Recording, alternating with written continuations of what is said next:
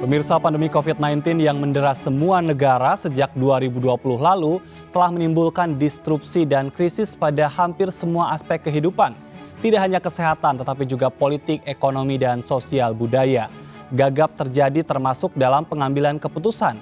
Alih-alih menekan resesi, banyak tindakan yang dinilai tidak sejalan dengan semangat demokrasi. Benarkah sistem demokrasi yang disepakati selama ini mengalami kemunduran? Bahkan itu terjadi jauh sebelum pandemi. Masih mampukah demokrasi dijadikan sebagai jalan perang terhadap korupsi untuk meningkatkan taraf ekonomi yang dirasakan oleh semua lapisan masyarakat? Saya Ajat Turatma kembali di One on One seperti biasa. Selama 1 jam ke depan saya akan berbincang banyak dengan tamu istimewa. Dan sudah bersama kami ada ekonom Fadhil Hasan. Selamat malam. Selamat malam. Bagaimana kabarnya Pak Fadhil? Terima kasih, baik-baik. Apa kabarnya Pak Ajat? Terima kasih sudah berkenan untuk berbincang banyak di One on One. Saya ingin berbicara banyak tentang demokrasi, tentang ekonomi, tapi sebelumnya kita mulai dengan krisis yang tengah terjadi di tengah pandemi COVID-19 ini. Pak Fadhil, apakah kita sudah menuju ke jalan keluar dari resesi yang terjadi? Ya, saya kira kalau sampai sekarang ini tanda-tanda itu terlihat ya. Kita akan mulai keluar dari resesi ini. Ya. Kalau patokannya itu adalah pertumbuhan kita di triwulan kedua tahun 2021 ini itu positif ya. Nah, tetapi di saat yang sama kita juga masih mengkhawatirkan justru akhir-akhir ini ya, itu kasus yang positif itu meningkat begitu. Iya. Nah, ya kan, terutama setelah libur panjang Idul Fitri itu ya. Dan ini kemudian kan akan memaksa kembali pemerintah untuk memberlakukan satu tindakan-tindakan yang lebih restriktif terhadap pergerakan orang dan seterusnya. Nah, jadi walaupun kita melihat tanda-tanda adanya pemulihan ekonomi ya, sebagaimana yang ditunjukkan oleh berbagai indikator, misalnya saja belanja masyarakat ya, konsumsi, kemudian juga saya kira pergerakan orang yang sudah lebih kembali ke sebelum era pandemi, kemudian juga yang terkait dengan production manufacturing index yang meningkat ya, indeks keyakinan konsumen yang meningkat. Kalau misalnya pandemi ini ya yang meningkat akhir-akhir ini tidak ditangani dengan baik, itu menyebabkan kemudian pemulihan itu tidak akan berlanjut gitu ya, tidak akan sustain untuk triwulan berikutnya gitu. Baik. Nah, jadi itu saya kira kalau kita lihat secara singkat ya, apa yang terjadi sekarang ini. Baik, setidaknya sudah menuju, tetapi melihat juga kondisi dan perkembangan dari penanganan pandemi COVID-19 ini ya? Betul. Baik, tapi yang menarik kemudian adalah kalau berbicara tentang ekonomi di satu sisi, kita juga berbicara tentang adanya dampak lain dari pandemi ini, yakni bicara tentang demokrasi. Ada banyak kebijakan-kebijakan termasuk juga kebijakan ekonomi yang dinilai keluar dari semangat demokrasi. Apakah Pak Fadhil melihat itu? Ya, begini, kalau kita lihat berbagai fenomena di hampir semua negara ya, terutama di negara-negara yang berkembang gitu. Pandemi COVID ini itu memang telah merubah ya secara mendasar ya berbagai corak dan pola kehidupan kita. Nah, dan itu kemudian salah satunya misalnya ditandai dengan adanya restriksi dari pergerakan orang, ya kan, kemudian enforcement ya dari pemerintah ya terhadap masyarakat untuk mengikuti protokol kesehatan dan seterusnya. Nah, kemudian di sisi lain juga pemerintah ingin memastikan ya bahwa program-program untuk menangani pandemi ini itu bisa dijalankan secara cepat ya, secara efektif gitu ya. Nah, sehingga salah satu dampaknya itu yang kita lihat ya dan kita rasakan bersama itu adalah bahwa pemerintah ingin memastikan gitu tidak ada suatu suara-suara ya atau pendapat-pendapat ya yang bisa menghambat berbagai kebijakan dan program-program yang dijalankan tersebut gitu. Iya. Nah, ini juga kemudian berdampak kepada aspek daripada kehidupan demokrasi atau kebebasan sipil dan seterusnya, dan juga dalam konteks misalnya hubungan antara pemerintah dan parlemen ya, seharusnya kan ada check and balances gitu antara pemerintah dan parlemen ya.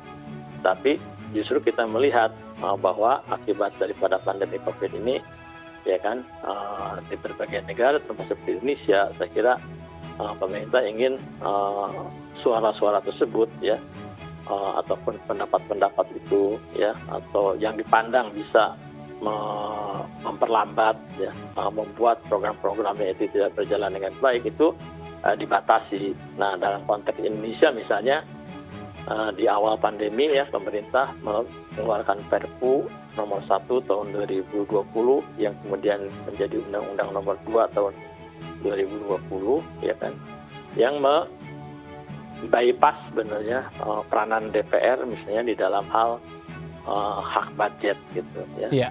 Jadi ya tidak memerlukan persetujuan DPR ya anggaran yang dijalankan oleh yang dibuat dan dijalankan oleh pemerintah tersebut. Nah, ini kan sebenarnya membungkam lah ya kan, menghentikan atau membuat peranan DPR sebagai balansis daripada pemerintah itu menjadi tidak berperan lagi. Dan kemudian kalau kita lihat berbagai aturan-aturan di dalam Perpres di awal-awal pandemi juga, saya kira pemerintah juga kan banyak melakukan kebijakan ya yang membatasi peranan daripada masyarakat itu ya. Jadi memang itulah yang terjadi ya, tetapi mungkin kita mengharapkan adanya satu keadaan yang temporer gitu. Baik. Sementara ya supaya ini for the sake ini untuk demi efektivitas dan kecepatan daripada bagaimana program-program penanganan terhadap COVID-19 ini bisa berjalan dengan baik gitu. Baik, tapi kalau tadi berbicara tentang pengambilan keputusan dan diharapkan tidak terlalu berisik ya dengan keputusan-keputusan yang diambil termasuk juga budgeting seperti itu, memang perlukah langkah-langkah yang se-ekstrim itu setidaknya tadi dalam tanda petik membungkam aspirasi atau mengecilkan kritik? Ya, saya kira ini memang dilema lah ya. Ya seharusnya keadaan seperti ini itu bisa didialogkan saya kira ya, atau tidak seharusnya dilaksanakan. Iya. Nah, tetapi saya kira pemerintah mengalami dilema atau ya terpaksa untuk mengambil langkah-langkah ini gitu. Ya kan. Ya, saya kira yang penting itu sekarang itu adalah bahwa pemerintah baik maupun masyarakat itu memahami ya bahwa keadaan ini hanya akan berjalan secara temporer, secara sementara ya. Setelah kembali misalnya kita pulih ya dan berhasil menangani COVID ini ya seharusnya langkah-langkah atau kebijakan-kebijakan yang dianggap uh, mengurangi daya kritis ya, Ya, dan juga mengurangi peranan misalnya kehidupan yang demokrasi yang harusnya check and balances itu ya tidak ada lagi begitu. Ya. baik. Pak Fadil, disebutkan jika indeks demokrasi kita ini kan belakangan dalam beberapa tahun terakhir ini kan angkanya itu kurang menggembirakan lah, bisa dikatakan demikian ya. Tapi kalau kita menggunakan pendekatan ekonomi, indikator apa Pak Fadil yang bisa kita lihat dengan kasat mata yang menunjukkan bahwa demokrasi kita ini mengalami kemunduran? Ya, kalau kita lihat memang di sini ya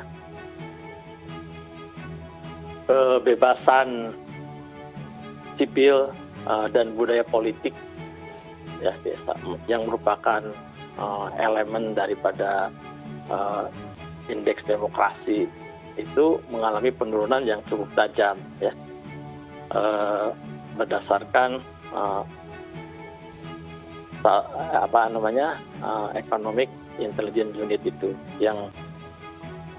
yang pertama itu kebebasan sipil itu menurun sebesar 20,82%, kemudian budaya politik itu menurun 22,2% ya.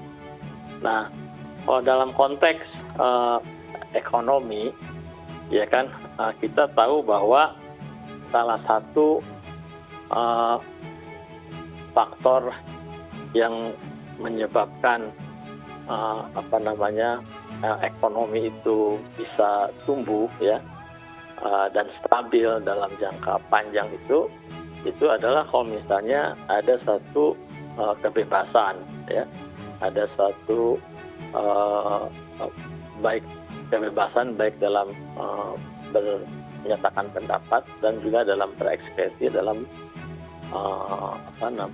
berkumpul dan seterusnya ya. Iya. Nah ini kan yang sebenarnya kebebasan itu ya, itu yang akan mendorong dari pada inovasi ya dan juga kreativitas individu maupun masyarakat. Nah jadi kalau misalnya itu mengalami penurunan ya kan, saya kira itu akan berdampak kepada kreativitas dan inovasi individu dan masyarakat itu sendiri gitu ya. Nah ini yang kemudian akan berpengaruh terhadap perekonomian ya. Jadi saya kira kalau misalnya hubungan antara demokrasi itu dan ekonomi itu di situ yang salah satu yang bisa kita lihatnya itu. Baik, tapi kalau secara kasat mata apa yang bisa dilihat oleh masyarakat dari sisi ekonomi sehingga kita bisa menyebutkan bahwa demokrasi kita memang mengalami kemunduran? Ya, jadi kan kalau misalnya secara kasat mata itu kan bahwa kalau misalnya individu ya atau masyarakat itu mengalami atau mengalami penurunan ya di dalam hal dia mengekspresikan pendapatnya ya, dalam hal dia mengekspresikan kreativitasnya ya kan, itu kan akan sedikit banyak ya kan itu mempengaruhi bagaimana ekonomi itu juga bergerak begitu. Iya. Nah jadi di situ letak daripada pentingnya ya kebebasan itu ya yang akan kemudian menumbuhkan kreativitas. Kalau kita lihat misalnya ya di berbagai negara di Amerika ya katakanlah yang ya demokrasinya sudah sedemikian berkembang dan dihubungkan misalnya dengan inovasi-inovasi di dalam ekonomi itu jelas terlihat ya kan bahwa kebebasan itu ya yang merupakan salah satu elemen daripada demokrasi ini itu mendorong kreativitas dan inovasi ya kan. Baik. Dan makanya kemudian kita melihat bahwa masyarakat di Amerika itu ya itu ya banyak melakukan atau menemukan suatu inovasi-inovasi di dalam hal ekonomi ini. Baik, jadi tidak Ya, hanya walaupun otonomi dalam kekuasaan begitu ya?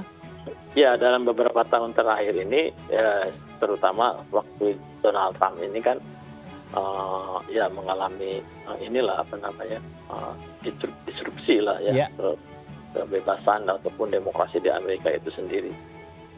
Baik, Pak Fadil, nanti kita ingin juga coba untuk bagaimana klaim-klaim ekonomi pemerintah itu diuji, seberapa benarkah begitu kan bahwa dengan klaim itu sebetulnya tepat apa yang disampaikan. Tapi nanti kita akan break terlebih dahulu dan pemirsa tetaplah bersama kami, One on One akan segera kembali.